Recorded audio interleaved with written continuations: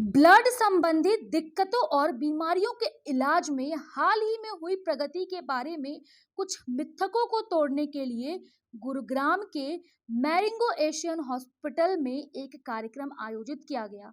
इस अवसर पर मुख्य अतिथि के रूप में doctor Virendra Yadav, CMO Gurugram, doctor Rajeev Singal, प्रबंध निदेशक और group CEO doctor Meet Kumar, clinic निर्देशक हेमेटोलॉजी और bone marrow transplant Marengo Asian hospital Gurugram, Neeta Rajwar, facility director Marengo Asian hospital Gurugram सहित कई अन्य दिग्गज जैसे गुरुग्राम के कई कॉलेजों के प्रोफेसर, आरडब्ल्यूए अध्यक्ष और कई अन्य लोग भी वहां उपस्थित रहे।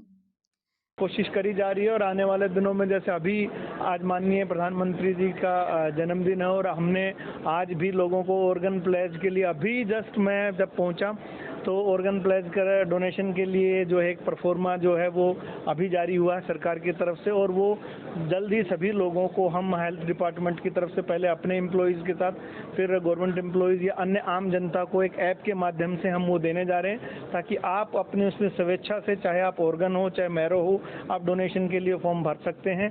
लेकिन मैंने फिर कहा बार बार ऐसे कार्यक्रम या अन्य कार्यक्रम या आप लोगों के माध्यम से हमें अवेयरनेस करने की बहुत ज़रूरत है। और जब भी कोई एनजीओ, बहुत सारी एनजीओ हैं वो थैलेसीमिया में काम करती हैं, ब्लड कैंसर में, ल्यूकीमिया के लिए अपने अलग से बनी हुई लिम्फोमा, सभी एजेंसीज काम करती हैं। और आने वाले दिनों में मैं समझता हूँ कि हीमोपोएटिक सेल्स की या स्टेम सेल्स की या मैरो ट्रांसप्लांटेशन का मैंने अभी आपको वही बताया, मैंने यही कहा ना कि अवेयरनेस करनी है। लोग अवेयरनेस हम लोगों को बताना पड़ेगा। जैसे मैं ये चाहूँगा, मुझे जैसे अब आया, मुझे बड़ी हैरानी की बात हुई कि हाँ, इतनी बड़ी लोगों को आइडिया नहीं था कि सलमान खान या अरबाज खान का जो इमरजेंसी में उन्होंने मुंबई में ऑर्गन मैरो डोनेशन भी करी थी। वही बात है कि हमें लोगों को अवेयर करना पड़ेगा किसी तरह से। हमें चाहे कल जैसे 16 तारीख को मैरो दिवस की तरह से, उस तरह से हमें आप इस तरह से हमें उसको हाईलाइट करना पड़ेगा। आज आप खुद कर रहे हैं, आज अगर आपके माध्यम से यूट्यूब पे या सोशल मीडिया पे या नेशनल चैनल्स पे या प्रिंट मीडिया में जब ये चीज़ें छपेंगी और ज़रूरत महसूस होगी तो ये अवेयरनेस यही एक तरीका है और एक कंटिन्यूस प्रोसेस हमें रखना पड़ेगा। मुश्किल से 10% आबादी ब्लड से संबंधित बीमारियों के लक्षणों और उपचार के तरीके के बारे में जानती है। इस तथ्य पर जोर देते हुए doctor Meet Kumar, clinic director haematology और bone marrow transplant Marengo Asia hospital Gurugram ने कहा, ब्लड डिसऑर्डर कैंसर एक घातक रूप में है जो जीवन की गुणवत्ता को गंभीर रूप से प्रभावित करता है। ऐसे में इस बारे में जागरूक बढ़ाने जरूरी है कि इन बीमारियों को बोन मैरो ट्रांसप्लांट के माध्यम से स्थायी रूप से ठीक किया जा सकता है। हाल ही में तकनीकी प्रगति के साथ ब्लड से जुड़ी समस्याएं जैसे कि acute leukaemia, multiple myeloma, aplastic anaemia, thalassaemia major, sickle cell रोग और विभिन्न अन्य कैंसर का इलाज अब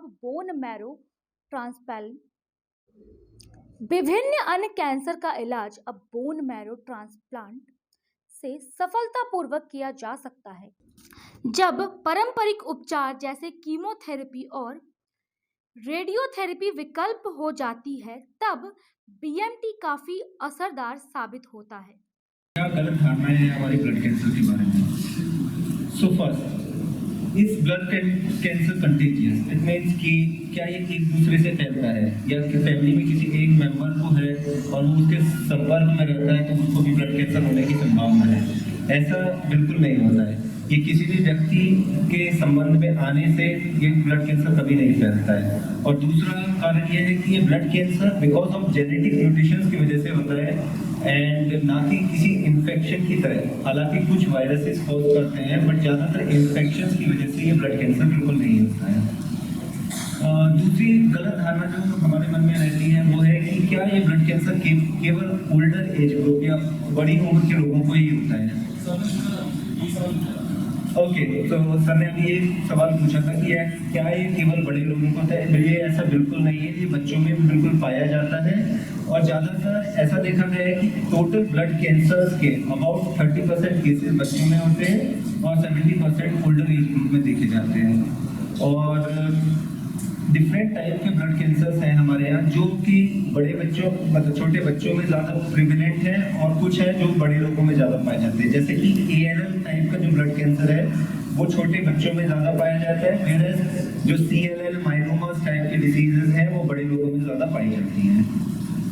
तीसरा जो हमारे मन में भ्रम रहता है कि क्या ब्लड कैंसर एक डेथ सेंटेंस है, कि इसका इलाज, जैसे कि आई थिंक अभी वन ऑफ द गेस्ट आज कि ऐसा है कि कोई बचता नहीं है। ऐसा बिल्कुल भी नहीं है कि blood cancer is a death sentence. हालांकि ब्लड कैंसर का इलाज मुश्किल है एंड बहुत ही लाइफ थ्रेटनिंग कॉम्प्लिकेशंस होती हैं इसमें, but last few years means not few years but कुछ डिकेड्स में, लास्ट 10 से 20 साल में बहुत ही ज़्यादा प्रोग्रेस हुई है इसके ट्रीटमेंट में और जो रिजल्ट्स हैं वो ग्रेजुअली इम्प्रूव हो गए हैं।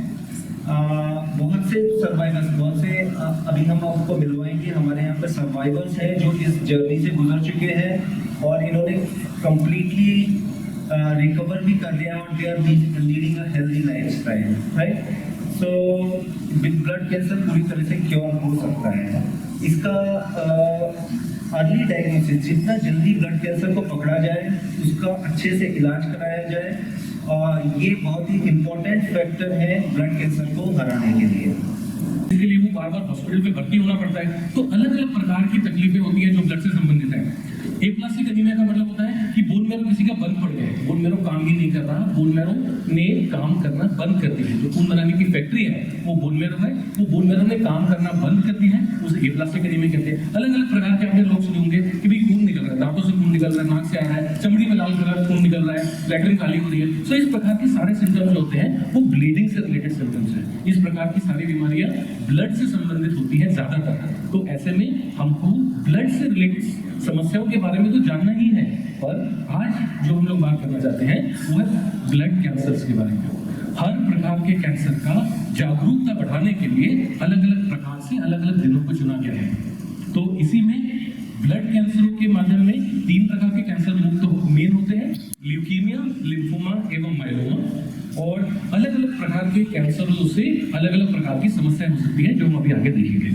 कुछ इंटरेस्टिंग फैक्ट्स, भारतवर्ष के अंदर हर 3 मिनट में एक व्यक्ति को ब्लड कैंसर डायग्नोज होता है। ये छोटी बात नहीं है।